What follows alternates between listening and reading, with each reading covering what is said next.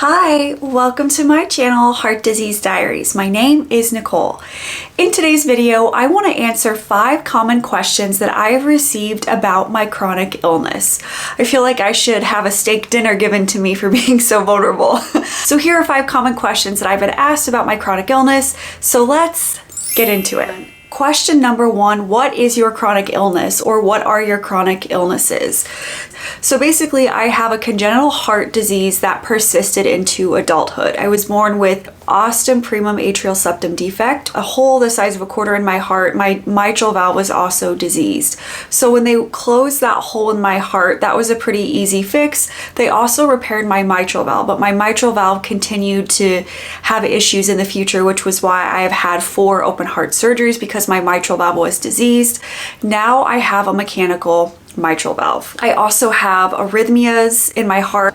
So sometimes I'll have tachycardia, other times I'll have bradycardia recently, and that's just something I have to continue to monitor. I also have ischemic strokes, and from my understanding, an ischemic stroke is an acute event, but it is a chronic condition. I also have been diagnosed with antiphospholipid antibody syndrome, or APS for short. Antiphospholipid antibody syndrome, or APS, is a blood clotting autoimmune disorder. I've heard contradictory things from doctors. My Mayo Clinic team doesn't think I actually have antiphospholipid antibody syndrome, but my local treatment team does think I have APS. Whether I have APS or not, the treatment would be the same that I'm doing, which is blood thinners and just getting my INRs checked regularly. Number 2, so someone asked me, you've had 4 open heart surgeries, like why didn't you just get a heart transplant? That way you wouldn't have to have all these, multiple heart surgeries. To meet the criteria for getting a heart transplant, you have to have an ejection fraction that is 10% or less. So the ejection fraction is the measurement of the percentage of blood leaving the heart each time it squeezes. And the normal ejection fraction for a healthy person, or I guess the normative range, is 55 to 70%. And actually, thank God, my ejection fraction is within normal range. So I do not meet the criteria for a heart transplant because my ejection fraction is normal. The third question I get asked is, why are you taking warfarin and Plavix? This is a really good question. So the reason I'm taking warfarin is because it is the only medication that has been approved by the FDA as safe for those of us that have a mechanical heart valve. I was very hopeful that Eliquis could go through the clinical trials because they were doing it in clinical trials with aortic valves. And then the goal was, if those clinical trials proved that it was safe, they would try it next on the mitral valves. But unfortunately, those clinical trials did not come through. It was not deemed safe. So right now, the only safe thing for people with mechanical heart valves is warfarin. Now, the reason I take Plavix as well is because I have had so many small ischemic strokes that I was supposed to take warfarin and baby aspirin, but one of my treatment recommendations from Mayo Clinic was to swap out baby aspirin and trade it for Plavix and warfarin. So that was one treatment option, or I could have a 5th open heart surgery. So I am on warfarin because it's the only FDA approved medication for mechanical heart valves, and I'm on Plavix as well for an extra protective factor because I've had so many small ischemic strokes and because my mitral valve has been causing the strokes. Fourth question is, do you have any residuals from your strokes? The short answer is yes, I do. I have mild cognitive impairments, and this manifests as a lot of executive functioning issues. Maybe what you would think of when you think of like ADHD. So poor impulse control, difficulty concentrating and sitting still. Sometimes my mind shifts.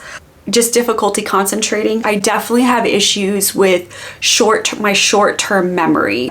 I also get very frequent headaches and migraines, and this has been an ongoing challenge. I have a lot of post-stroke fatigue, so I'll just get really exhausted out of nowhere, and I try to mitigate this by taking frequent breaks and resting throughout the day. Because I work from home, it enables me to take those breaks and mitigate that debilitating exhaustion. I also have insomnia and a slew of mental health issues because it was so scary to have all of these strokes, especially knowing that my mechanical heart valve was causing them. And the 5th and last question I get asked is, how did you recover from your strokes? This is a really good question, and I hope that my answer is not too tangential or long-winded. I think recovery for me was multidimensional, and there was definitely a physical recovery that took a very long time, and there was also a psychological recovery that is still ongoing with just feeling safe in my body and my physical stamina as well. But when it comes to the physical recovery, I recovered by doing the therapies, the intensive therapy. So I did physical therapy, I had to do speech therapy, occupational therapy, and then I did cardiac rehab of using that muscle memory to regain that muscle and strength and stamina and energy again, and also do it under the supervision of a medical care team. Another aspect of it was allowing myself feel the emotions. My emotions were labile, meaning they were up and down, kind of like the waves of grief. You know, some days I would feel okay, other days I would feel really numb, but I'd really just allowed myself to feel that sadness and grief. Another huge part of stroke recovery for me was learning how to rest, but learning how to rest was really key. So learning how to disengage from auditory and visual stimuli, especially from the phone. And I would just lay down with my eyes closed and listen to binaural beats for stroke recovery. I did this every day, sometimes a couple times a day, because I wasn't able to wind down enough to sleep. This helped me just really rest. Another thing on the physical side of stroke recovery was that balance between rest, but also in the cognitive activities like reading, creative writing, practicing Spanish through Duolingo. So trying to engage my physical body, but also doing the cognitive activities as well. For me, the biggest way that I recovered psychologically or emotionally from the strokes was to find safety or rediscover safety inside my body. Learning how to feel safe in my body was getting Life Alert. Life Alert made me feel a lot safer knowing that, God forbid something happened, I would have that, medical alert system with me. When I had medical clearance to drive again, slowly driving a little bit further, picking up my medications and then driving a little bit further, etc., etc. So just making progress and building on that progress was how I found safety inside my body. And if I'm being honest, that's still something that I struggle with, but it's a lifelong journey, I think. Also getting my INR drawn every other week to make sure my INR was in range. So these are the 5 common questions that I get asked. I hope that this video was helpful for you. Feel free to drop a question below if you have any more questions. But as always, thank you so much for watching. Have a good day.